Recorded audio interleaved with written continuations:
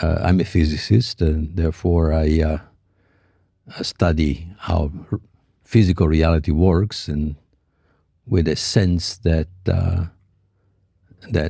that's all there is, and that's really pretty much what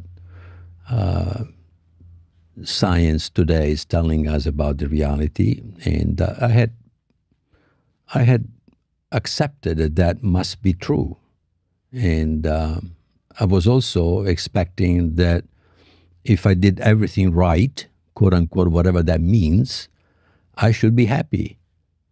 And that did not turn out that way. In fact, I did everything right, according to the book, but I was not happy, and I was pretending to be happy.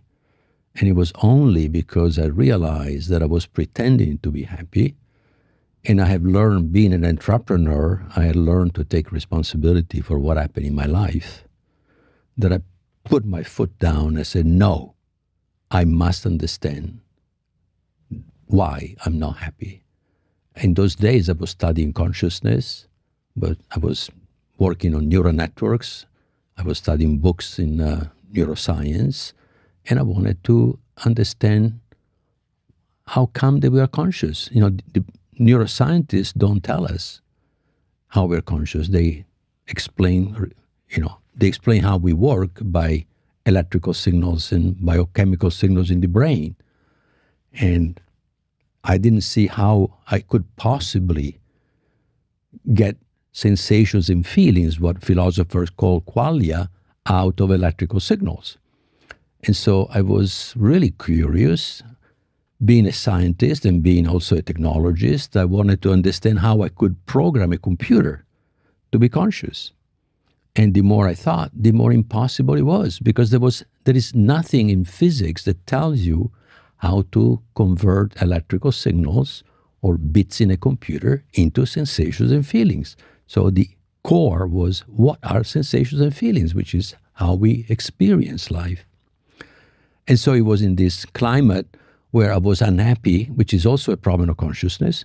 I wanted to understand what consciousness is. And it happened one night, 1990, was Christmas holidays. I was skiing up in the Sierras, Tahoe, with my family. And one night I wake up midnight, was thirsty, went to get a glass of water. Then I went back to bed, just waiting to fall asleep again. And all of a sudden, out of my chest, this beam of energy, white scintillating light, is love. But is a love that it was 10,000 times, 50,000 times, who knows, stronger than anything that I've ever experienced, is coming from me. And my consciousness is in this rush of energy. And is love, joy, and peace. Peace, I've never had felt that peace. I was always trying to get somewhere. I was never happy where I was. But this is me. That's home. This is me. I am that. Actually, I am this instead of that. This that comes out of me.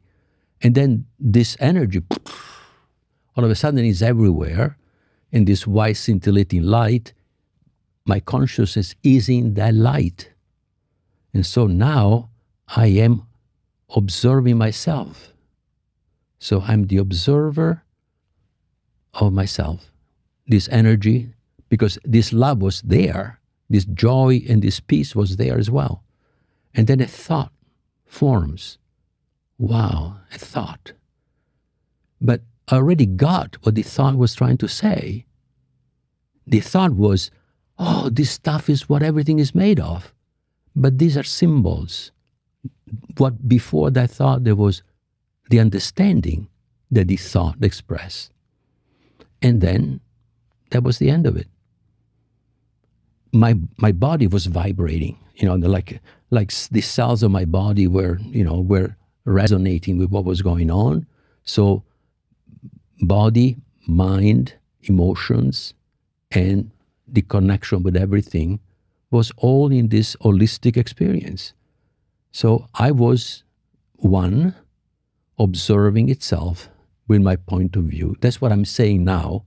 But at that time, I had exactly the sense without the words to say what I just said.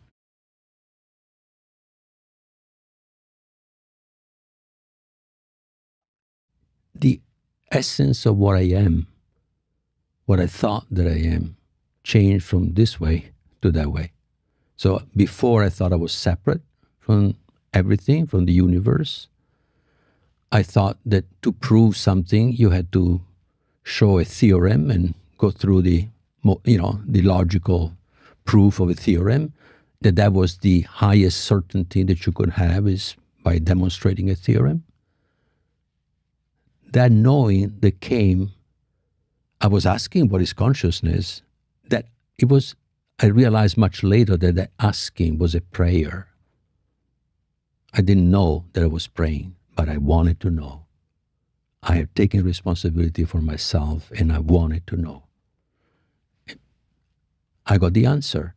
That answer was so unbelievably impossible to imagine to me that, once you have this thing, you know that it must be true that way. This is direct experience of who you are.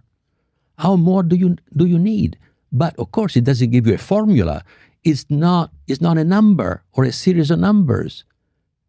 It's how we really know, how consciousness knows. And so that was for me, wow. My rational mind would probably, if it wasn't so powerful as an experience, I would have said, well, I need to see a psychiatrist now.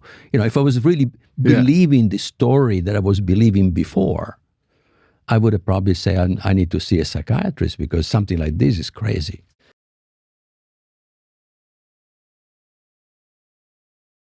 And that's the fundamental difference between the rational mind that wants to arrive at the truth.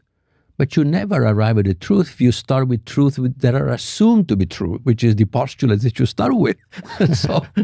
So it's foolish to believe that you can get to the truth if you start with truth that you cannot demonstrate. So, but our consciousness is the truth engine, is the one that can tell you whether it's true or not. But it doesn't give you the proof. And then you have to know also how to read your experiences. So it took a number of years of studying, but studying consciousness. How? By experiencing myself. That's the only way that you know consciousness. You don't read it. Books don't tell you what consciousness is on top of it. So I went through 20 years of personal work, starting with meditation, on and on and on. Teachers came and went, in this process.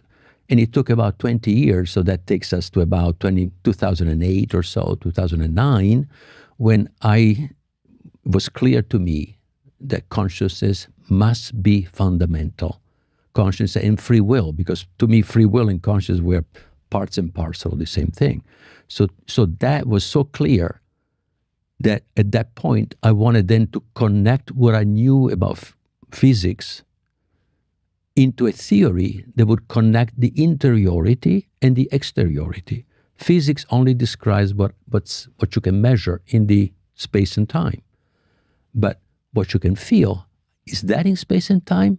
Cannot possibly be in space and time. So where is it? And so that was the journey where I dedicated myself 100%. I decided that's it. That's what I want to do for the rest of my life. Unite physics and spirituality into a seamless whole where you can no longer tell the boundaries between one and the other.